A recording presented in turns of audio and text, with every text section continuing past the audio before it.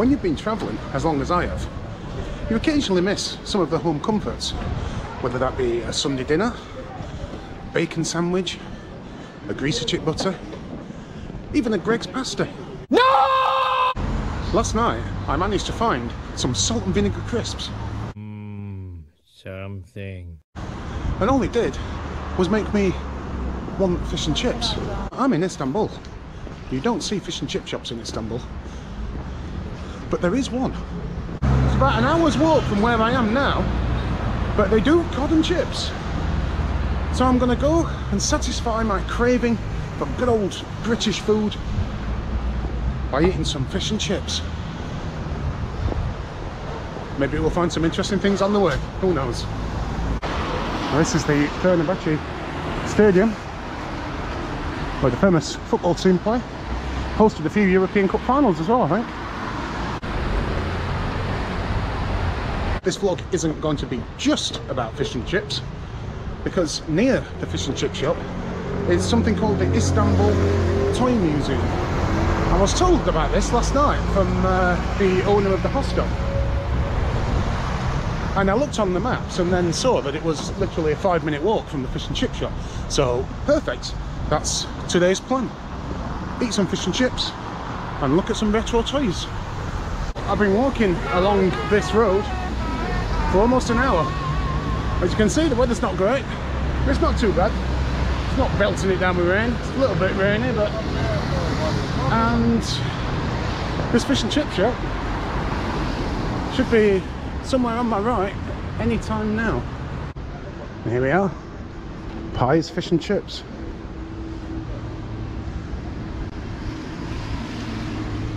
Just haddock. Mushy peas. It looks like it's just haddock, but that'll do. That'll do me. Right, let's go in and give it a go. Right, so here we are then. Got the menu here. I've gone for the haddock and chips. There's no cod at the minute. I've gone for the large, that's 93, so about £4 or something. And mushy peas, which I'm very happy about. And Sprite. And it'll take about 10 minutes. And we also have here malt vinegar and salt. Lovely. And here we go then. Haddock, chips, and kind of mushy peas. That looks pretty decent. Huge portion, which is good because I'm absolutely starving. I'm not eating anything yet. So let's tuck in fish and chips in Istanbul. It's pretty decent actually. Haddock's really nice, really white fish. Not proper chips, like English style, but you can't have everything, can you, when you're travelling? That will definitely do the job for me. And there we have it, fish and chips in Istanbul. They were pretty decent. The guy was nice and friendly. I wouldn't say they were the best fish and chips in the world, but we are in Istanbul. But they did the job. I'm now satisfied. I'll not have a fish and chips craving now for at least a month. Right, the second part of this vlog, I've got to make my way to the Istanbul Toy Museum, which I believe is 15 minutes that way. As you can see, the rain's really starting to come down now, so I might just find a little bit of shelter, or shall I just go for it? Let's go for it. Well, this looks like the Toy Museum.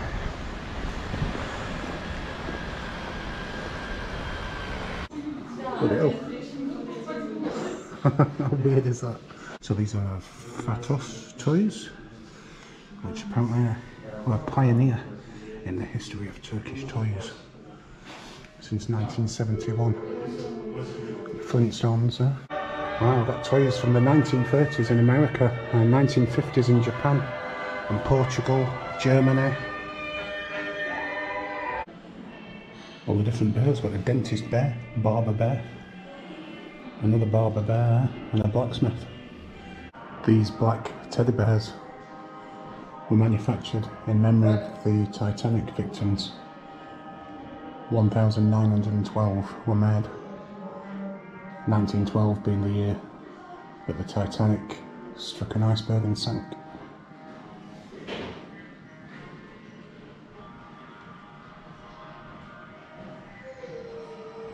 Some of the first ever teddy bears made by Margaret Steiff. Like this, we've got a doner kebab, And down here we've got a shish kebab for the dollhouse, and we've even got a Turkish tea, Turkish delights there. And here we've got some of the very first wind-up toys that were made in Germany by the Lemon Toy Factory. So this guy, just before his circumcision ceremony, he was taken to a photographer, and the photographer gave him this toy ship as a prop to hold. But he actually thought he was giving it him to keep, and apparently it was very hard to get the ship back off him. And 37 years later, he found it in an antique shop, and he bought it and then donated it to the Istanbul Toy Museum. Wow, we've even got toys from Burma, 1930s. Kenya, 1920s. India, 1900 to 1910. This is some collection. Peru, 1920s. Bengal, 1920s. So we have the toy trains.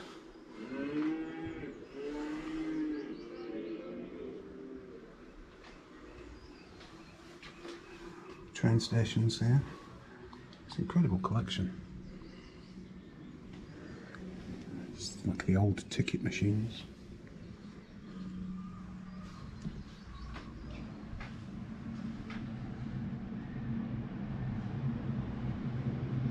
Some of the old sports games. Check this one out, the horse racing one. That's very old. Got ice hockey, basketball, football, 10 pinball in there. Look at this. This doll belongs to a young girl who survived a severe earthquake in Turkey in 1943, and she escaped with minor injuries, but the doll unfortunately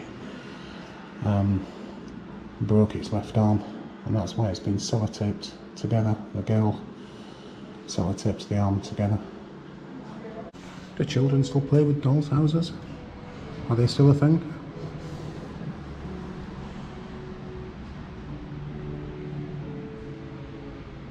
Size of this doll's house.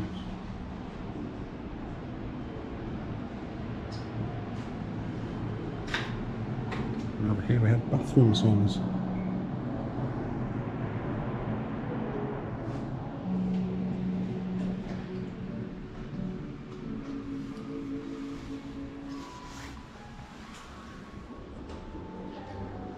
Not sure why the Schindler's List themes play. This actual flag was aboard the lunar module in the Apollo space mission. Spent nearly 300 hours in space, 3 days on the moon, and a voyage of 1.4 million miles in space. And it explains that the children of the 1920s would be playing with space-related toys, and these children from this generation then in the 50s took charge of space explorations of NASA. It shows the importance that toys have in the history of civilization. Children play with toys in the 20s and grow up to work for NASA in the 1950s.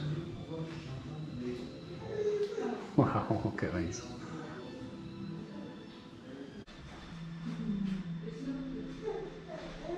A woman just walked into that room with her child, and she was trying to get him excited about all the amazing old toys.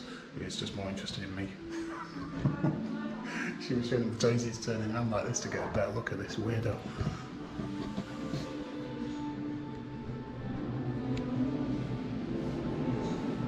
Wow. Look at this. Nazi toys. Got Hitler in the middle there, holding out the Nazi salute. Bloody hell. Well, I guess that explains the Schindler's List music. Underneath the Nazi toy display, we have all these kind of burnt toys, and boots. Wow. And up here there's this is something to do with, it's an Anne Frank video.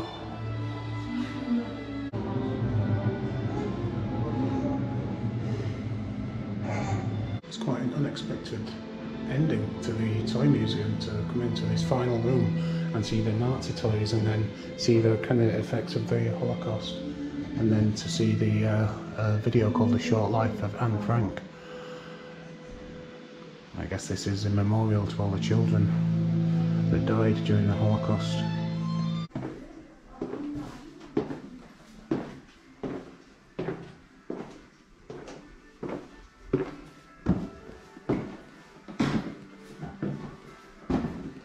That's actually the toilet. And that's it for today's vlog. Now where else but the Global Treats channel will you find a vlog that combines fish and chips and vintage toys? If you can find a video that combines them two things, I'd be very surprised.